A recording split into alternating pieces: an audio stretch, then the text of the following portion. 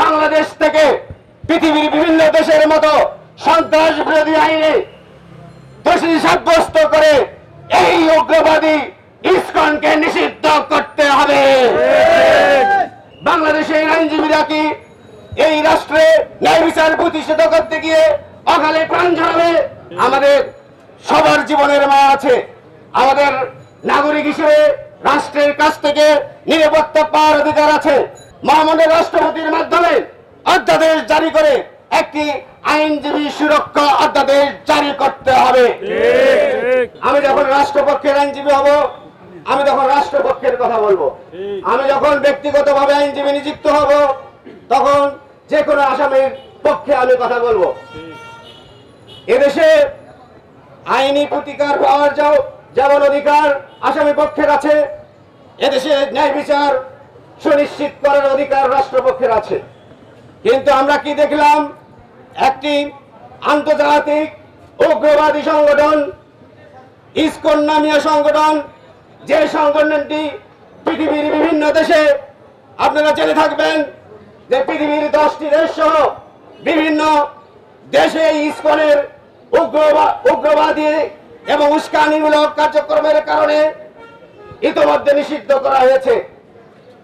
আমরা দীর্ঘদিন থেকে বাংলাদেশে, বিশেষ করে চট্টগ্রাম অঞ্চলে এবং বিভিন্ন অঞ্চলে এই ইসকন ধর্মীয় উগ্রবাদকে উস্কে দিচ্ছে। এর বাস্তব রূপ দেখলাম চট্টগ্রামে। আমাদের প্রিয় ভাই, প্রিয় সহকর্মী সাইফুল ইসলাম, এই আলিফ শুধু চট্টগ্রামের আইনজীবী নয়, তিনি বাংলাদেশ সুপ্রিম কোর্ট বারের একজন বিজ্ঞ সদস্য। তার 2.5 বছরের একটি শিশু সন্তান আছে। আপনারা দেখেছেন কি মর্মান্তিক ভাবে, কি পশুত্তর ভাবে, নৃশংস ভাবে তাকে কোপানো হয়েছে। আমরা বিভিন্ন সামাজিক মাধ্যমে যখন তার এই ছবিটি দেখতে পাই, চোখ দেওয়া যাচ্ছিল না। আমরা বাংলাদেশ নামক এই রাষ্ট্রের 3টি অঙ্গের একটি অঙ্গ হচ্ছে বিচার বিভাগ। এই বিচার বিভাগকে সচল রাখার জন্য, পরিচালনার জন্য সবচেয়ে গুরুত্বপূর্ণ ভূমিকা পালন করে এদেশের 60,000 এর ঊর্ধ্বে আইনজীবী দল। কিন্তু আমাদের নিরাপত্তা কোথায়? আজকে আন্তর্জাতিক ট্রাইব্যুনালে স্বৈরাচার, ফ্যাসিস্ট এবং তাদের দোষরদের বিচার হচ্ছে। সেখানে যারা আইনজীবী আছে তাদের নিরাপত্তা কোথায়?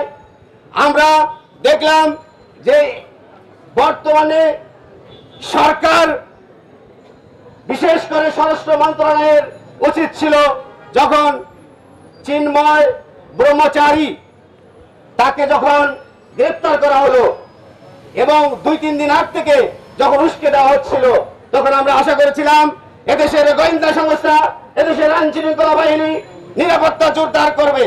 কিন্তু আমরা চট্টগ্রামে সেই দৃশ্যমান কোন নিরাপত্তা আমরা দেখতে পাই নাই। তাহলে বাংলাদেশের আইনজীবীরা কি এই রাষ্ট্রে ন্যায় বিচার প্রতিষ্ঠিত করতে গিয়ে অকালে প্রাণ ঝরাবে? আর কত রক্ত দিয়ে, আর কত রক্ত ঝরালে এই আইনজীবীদের জন্য একটি সুরক্ষা আইন প্রণয়ন করা হবে? আজকে এই সভার মাধ্যমে আমরা জানিয়ে দিতে চাই, অবিলম্বে মহামান্য রাষ্ট্রপতির মাধ্যমে অধ্যাদেশ জারি করে একটি আইনজীবী সুরক্ষা অধ্যাদেশ জারি করতে হবে। নতুবা আমরা এই আইনজীবী অধিকার পরিষদ এবং বাংলাদেশের সাধারণ আইনজীবীরা আমরা দুর্বার আন্দোলন গড়ে তুলব। আমাদের সবার জীবনের মায়া আছে। আমাদের নাগরিক হিসেবে রাষ্ট্রের কাছ থেকে নিরাপত্তা পাওয়ার অধিকার আছে। আর একটি কথা বলবো যে সন্ত্রাস বিরোধী আইনে আমরা বিভিন্ন সময় বিভিন্ন সংগঠনের সন্ত্রাসী কার্যক্রমের জন্য নিষিদ্ধের ঘোষণা দেখতে পেয়েছি। কিন্তু ইসকন দীর্ঘদিন থেকে এদেশে ধর্মীয় উগ্রবাদ ছড়ানোর পরেও প্রশাসন এবং সরকার তেমন কোন গুরুত্বপূর্ণ পদক্ষেপ গ্রহণ করেন নাই।